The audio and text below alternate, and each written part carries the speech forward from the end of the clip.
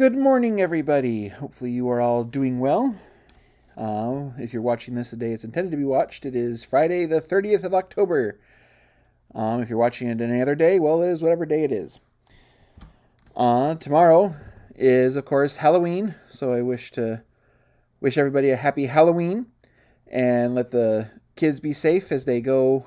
I know Brandon is having trick-or-treat from 6 to 8 tomorrow, so I don't know about Vinton or the other places, but I know Brandon is, so we'll have some fun with some trick-or-treaters. Also, just a reminder that the Quick Stop there in Brandon is having a trunk-or-treat during those hours, so for people who aren't on the regular route can come and help the kids celebrate. But remember, be safe. Yes, there is a pandemic, but as long as precautions are taken, I think the kids can really have a good time. So we'll wish the kids a happy Halloween for tomorrow. Since it is Halloween, we are going to continue our Dealing with Fear set of devotionals. This coming from Reverend Adam Hamilton's Living Unafraid. And we are going to be continuing today with The Storms at Sea. By this time the boat, battered by the waves, was far from the land, for the wind was against them, and early in the morning he came walking toward them on the sea. But when the disciples saw him walking on the sea, they were terrified, saying, "It is a ghost!" And they cried out in fear. But immediately Jesus spoke to them and said, "Take heart, it is I, do not be afraid." Peter answered him, "Lord, if it is you, command me to come to you on the water." He said, "Come." So Peter got out of the boat, started walking on the water, and came toward Jesus.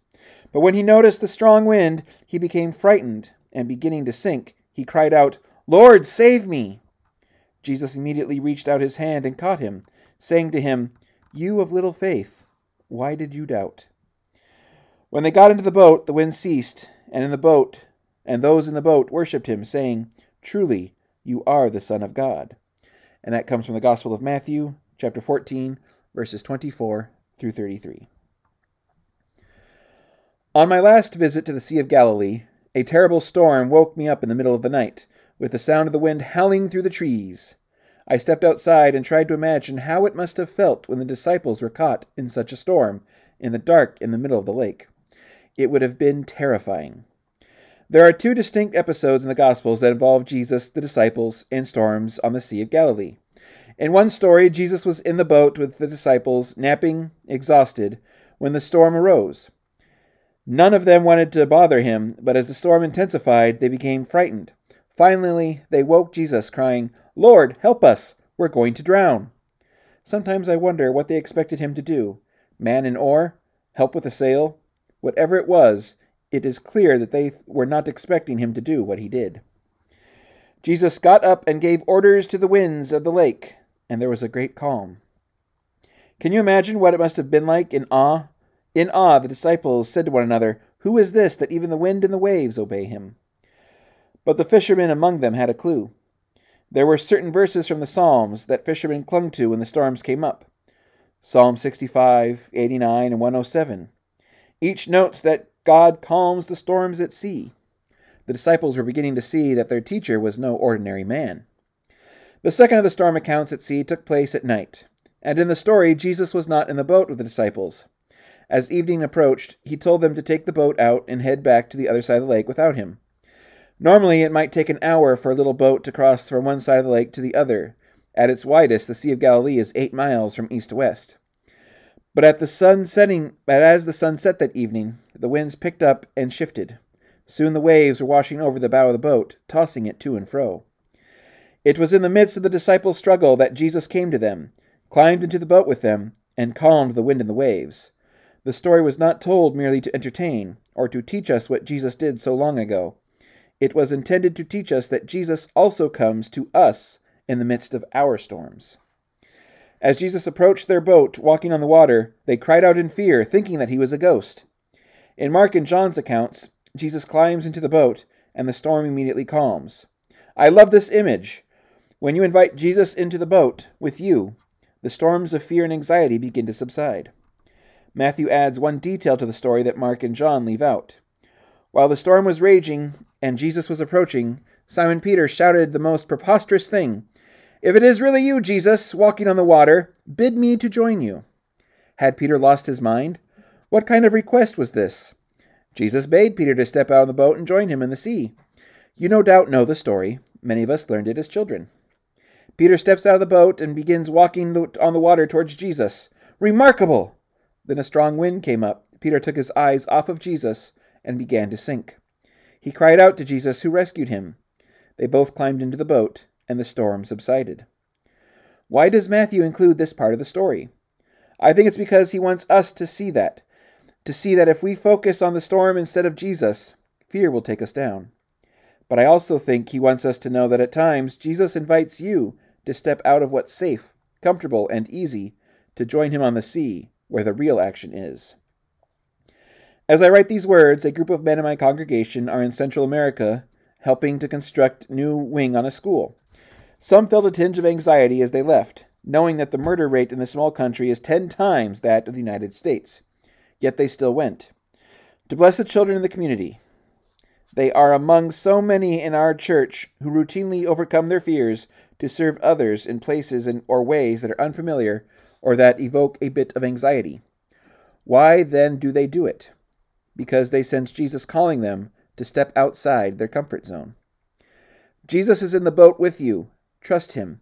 It's going to be okay. He's more powerful than the storms. But don't miss this. Sometimes he's going to call you out of the boat, leaving your comfort zone, taking a risk while keeping your eyes focused on him. And that's where the real adventure begins. You know, it's interesting. One of the earlier chapters of this book, we discussed the story of the ark and how the church can represent the ark, keeping us safe from the storms in our lives and the storms outside. And now we understand that Jesus sometimes will be calling us to leave the boat, sometimes calling us to walk the sea. And I think it's important then to acknowledge that the ark is the church. The ark keeps us safe from sometimes the storms of our life, but we can't remain in that ark forever. Sometimes we have to leave, and not out of some anger or some negative emotion, but sometimes we have to leave the safety to do the work outside the church. You know, it's easy to always do things for the church, to go to church on Sunday, spend your time in prayer on Sunday, worship the Lord on Sunday, and then throughout the rest of the week, God got his hour on Sunday. What more does he want? And sometimes we have to understand that we are being called to do the work of the Lord outside the boat, where it might not be as comfortable. We might be called to share prayers outside the building of the church. We might be called to do work for God's mission outside of our gifts on Sunday. So sometimes we have to take that first step, and it can be terrifying. And sometimes it'll start to feel like we're sinking. But if we're out there walking towards Jesus, and we call out to him for help, he's there to help us along the way, to carry us back. We, each of us, have our calling in different ways, and sometimes it'll take us somewhere we don't expect to go. And that's not necessarily a bad thing. Sometimes our mission is just starting the moment we walk outside the church. I'm going to conclude with the prayer at the end of the chapter. Lord, help me remember that you are with me in the storms, but also help me hear your call when you bid me to step out of the boat and join you on the water. Help me to keep my eyes fixed on you and to come when you bid me to come. Amen. That's all I have for us today. Again, I wish you all a happy Halloween for tomorrow, and I hope to be seeing you all on Sunday for the normal worship services. Other than that, take care, be safe, and enjoy your weekend. Have a good day, everybody.